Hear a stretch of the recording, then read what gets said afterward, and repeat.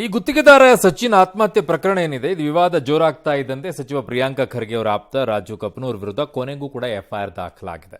BJP ಹೋರಾಟಕ್ಕೆ ಮಾಡಿದ್ದು ರಾಜು ಕಪನೂರ್ ಮತ್ತು ನಂದಕುಮಾರ್ ನಾಗಭುಜಂಗೆ ಸೇರಿ 6 ಜನರ ವಿರುದ್ಧ ಕಲಬುರಗಿಯ ಸ್ಟೇಷನ್ ಬಜಾರ್ ಪೊಲೀಸ್ ಠಾಣೆಯಲ್ಲಿ ಎಫ್ಐಆರ್ ದಾಖಲಾಗಿದೆ. ಶಾಸಕ ಮತ್ತಿಮೂಡು ದೂರು ನೀಡಿದ್ರು ಕೂಡ ದೂರು ದಾಖಲಿಸಿದ ಹಿನ್ನೆಲೆಯಲ್ಲಿ ಬೆಳಗ್ಗೆಷ್ಟೇ ಬೀದರ್ ಹಾಗೂ ಕಲಬುರಗಿಯಲ್ಲಿ ಪ್ರತಿಭಟನೆ ಎಲ್ಲ ಮಾಡಿದ್ರು. ಪೊಲೀಸರ ನಡೆ ವಿರುದ್ಧ ಆಕ್ರೋಶ ಬಂತು. ಈ ಬೆನ್ನಲ್ಲೇ ಪೊಲೀಸರು ಎಫ್ಐಆರ್ ಅನ್ನು ದಾಖಲು ಮಾಡಿಕೊಂಡ್ರು. ಇತ್ತ ಬೀದರ್ ಜಿಲ್ಲೆಯ ಬಿಜೆಪಿ ನಿಯೋಗ ಮೃತ ಸಚಿನ್ ನಿವಾಸಕ್ಕೆ ಭೇಟಿಯನ್ನು ಕೊಟ್ಟರು, ಸಾಂತ್ವನ ಹೇಳಿದರು. ಬಿಜೆಪಿ ನಿಯೋಗದ ಮುಂದೆ ನಮಗೆ ನ್ಯಾಯ ಕೊಡಿಸಿ ಅಂತ ಕುಟುಂಬಸ್ಥರೆಲ್ಲ ಕಣ್ಣೀರು ಹಾಕಿದ್ದಾರೆ. ಮತ್ತೊಂದು ಕಡೆಗೆ ಬೀದರ್ ರೈಲ್ವೆ ಪೊಲೀಸರು ಸಚಿನ್ ಮನೆಗೆ ಭೇಟಿ ಕೊಟ್ಟು ಮಹಜರೆಲ್ಲ ನಡೆಸಿದ್ದಾರೆ. ಕುಟುಂಬಸ್ಥರು ವಿಚಾರಣೆ ಎಲ್ಲ ಮಾಡಿದ್ದಾರೆ. ಶಾಸಕ ಬಸವರಾಜ ಮತ್ತಿಮೂಡು ಮಾತನಾಡಿ ಸಚಿನ್ ಅವರ ಸಾವಿಗೂ ಮುನ್ನ ಡೆತ್ ನೋಟ್ನಲ್ಲಿ ಸುಪಾರಿ ಕೊಲೆ ಅಂತ ಬಗ್ಗೆ ಬರೆದಿದ್ದಾರೆ.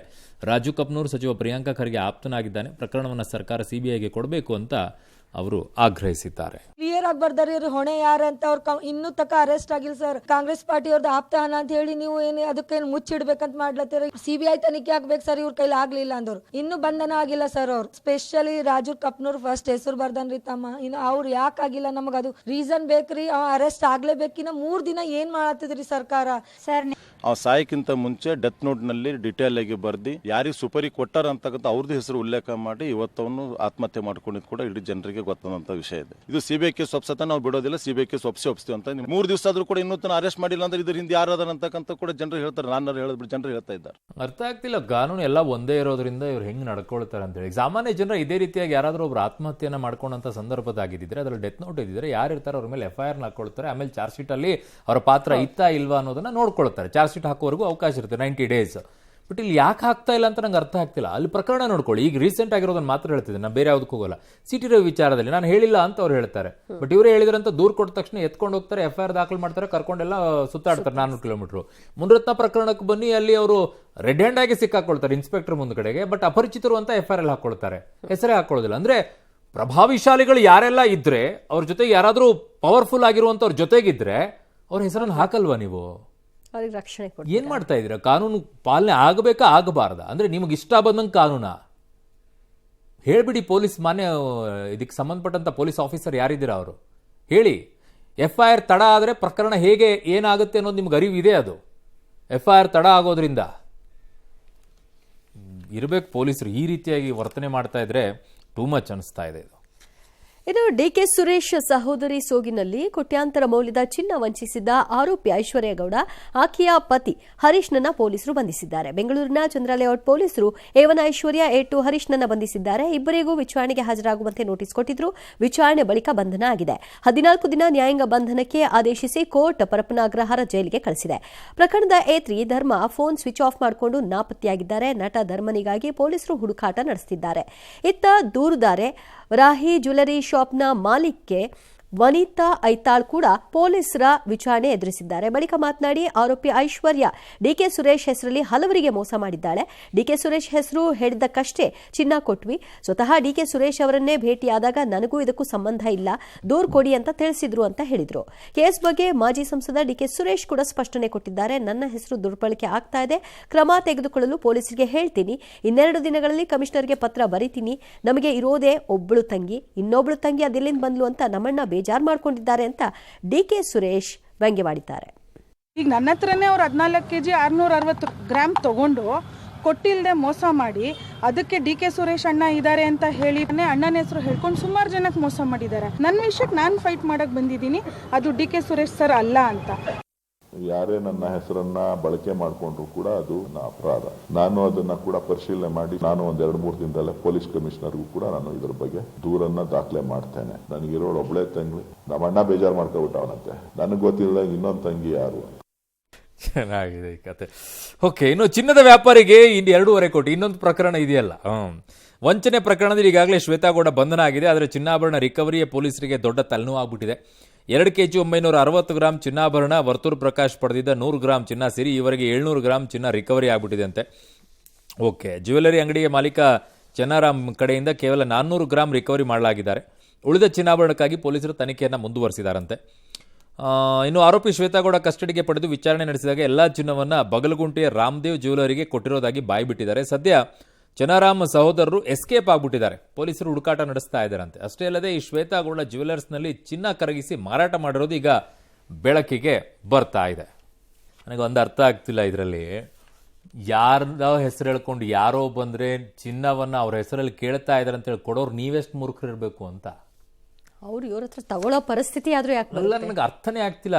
2 kg 14 kg ಚಿನ್ನವನ್ನ ಅವ್ರ ಹೆಸರು ಅವ್ರ ಸಹೋದರಿ ಅಂತ ಹೇಳ್ಕೊಂಡು ಯಾರಾದ್ರೂ ಬರ್ಲಿ ರೀ, ನಿಮ್ಮ ಸಂಬಂಧಿಕರೇ ಬರ್ಲಿ, ವ್ಯಾಪಾರನೇ. ಕೊಟ್ಟಿದ್ದಕ್ಕೆ ಪ್ರೂಫ್ ಇಟ್ಕೋಬೇಕು. ಯಾವ ನಂಬಿಕೆಯ ಆಧಾರದ ಮೇಲೆ ನೀವು ಇಷ್ಟೆಲ್ಲ ದುಡ್ಡು ಕೊಡ್ತೀರಾ? ಅಥವಾ ಬೇರೆ ಇನ್ನೇನೋ ಆಗಿರಬೇಕು.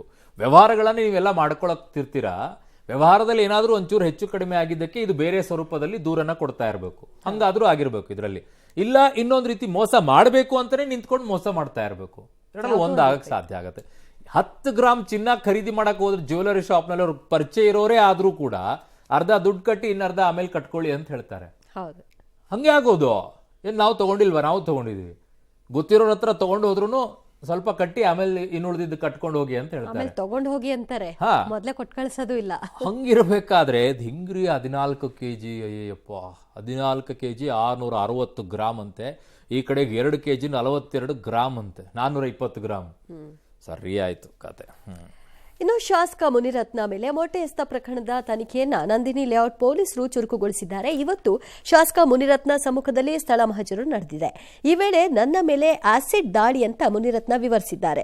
ಮುನಿರತ್ನ ಹೇಳಿಕೆಯನ್ನು ಪೊಲೀಸರು ವಿಡಿಯೋ ಮೂಲಕ ದಾಖಲಿಸಿದ್ದಾರೆ.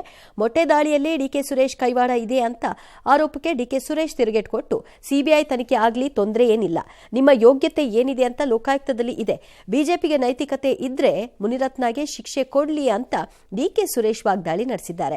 ಇನ್ನು ನನ್ನ ವಿರುದ್ಧ ಸುಳ್ಳು ಕೇಸ್ ಹಾಕಿಸಿಲ್ಲ ಅಂದ್ರೆ ಕುಸುಮ ಆಣೆ ಪ್ರಮಾಣ ಮಾಡಲಿ ಎಂದಿದ್ದ ಮುನಿರತ್ನಗೆ ಸ್ವತಃ ಸಂತ್ರಸ್ತಿಯರೇ ಪ್ರತಿ ಸವಾಲ್ ಹಾಕಿದ್ದಾರೆ. ಇವತ್ತು 7 ಮಂದಿ ಸಂತ್ರಸ್ತರು ಹಾಗೂ ದೂರುದಾರರು ಆದಿಚುಂಚನಗಿರಿಗೆ ಆಗಮಿಸಿ ಮುನಿರತ್ನಗೆ ಪಂಥಾಹ್ವಾನ ಕೊಟ್ಟರು.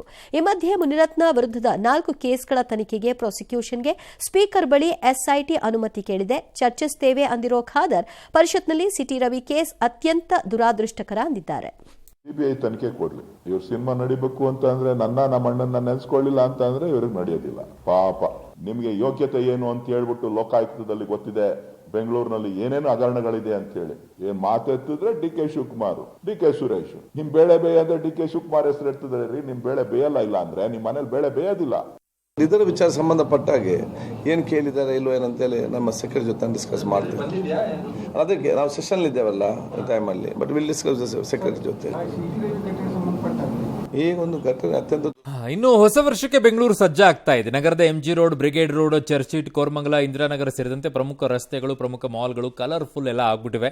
ಈ ಸಂಭ್ರಮದ ನಡುವೆ ಯಾವುದೇ ಅವಘಡ ಸಂಭವಿಸದಂತೆ ಎಚ್ಚರ ವಹಿಸುವ ನಿಟ್ಟಿನಲ್ಲಿ ಪೊಲೀಸರು ಕೂಡ ಅಲರ್ಟ್ ಆಗಿದ್ದಾರೆ. ಮಹಿಳಾ ಸೇಫ್ಟಿ, ಆಮೇಲೆ ಹೈಲ್ಯಾಂಡ್ ವಾಚ್ ಟವರು, ಶ್ವಾನದಳ ವ್ಯವಸ್ಥೆ ಎಲ್ಲ ಮಾಡ್ಕೊಂಡಿದ್ದಾರೆ. ಡ್ರೋನ್ ಕ್ಯಾಮ್ರಾ, CCTV ಈ ಥರ ಹೆಚ್ಚಿನ ಸಂಖ್ಯೆಯಲ್ಲೆಲ್ಲ ಅಳವಡಿಸ್ಕೊಂಡಿದ್ದಾರೆ. ಎಲ್ಲ ಫ್ಲೈಓವರ್ಗಳನ್ನು ಕೂಡ ಮುಚ್ತಾರಂತೆ, ನಿಲ್ಲಿಸ್ತಾರೆ. ಮುಚ್ಚಕ್ಕಾಗಲ್ಲ, ಅದನ್ನು ಸ್ಟಾಪ್ ಮಾಡ್ತಾರಲ್ಲ ಹೋಗ್ಲಾರ್ದಂಗೆ. ನಗರದ ಹೊರವಲಯದ ರೇವ್ ಪಾರ್ಟಿಗಳ ಬಗ್ಗೆಯೂ ಕೂಡ ಪೊಲೀಸರು ಅಧ್ಯಯನ ಕಂಡಿಟ್ಟಿದ್ದಾರೆ. ಅಲ್ಲೇ ಇಂಪಾರ್ಟೆಂಟು. ಸೊ ಟ್ರಾಫಿಕ್ ನಿಯಂತ್ರಣಕ್ಕಾಗಿ MG ರೋಡ್ ಸುತ್ತಮುತ್ತ ಮಾರ್ಗ ಬದಲಾವಣೆ ಮಾಡ್ಕೊಂಡಿದ್ದಾರೆ. ಪಿಕಪ್ ಡ್ರಾಪ್ಗೆ ನಿರ್ದಿಷ್ಟ ಸ್ಥಳಗಳ ಬೋರ್ಡ್ ಕೂಡ ಹಾಕಿದ್ದಾರೆ. ಹೆಚ್ಚಿನ ಹಣ ಕೇಳುವ ಓಲಾ ಉಬರ್ ಅವರ ಮೇಲೆ ಕ್ರಮ ಅಂತ ಹೇಳ್ತಾ ಇದ್ದಾರೆ. ನೋ ಪಾರ್ಕಿಂಗ್ನಲ್ಲಿ ಪಾರ್ಕ್ ಮಾಡಿದರೆ ಟೋಯಿಂಗ್ ಮಾಡಲಾಗುತ್ತೆ ಅಂದಿದ್ದಾರೆ. ಮಧ್ಯರಾತ್ರಿ 2 ಗಂಟೆವರೆಗೆ BMTC ಬಸ್ ಕೂಡ ಇರುತ್ತೆ.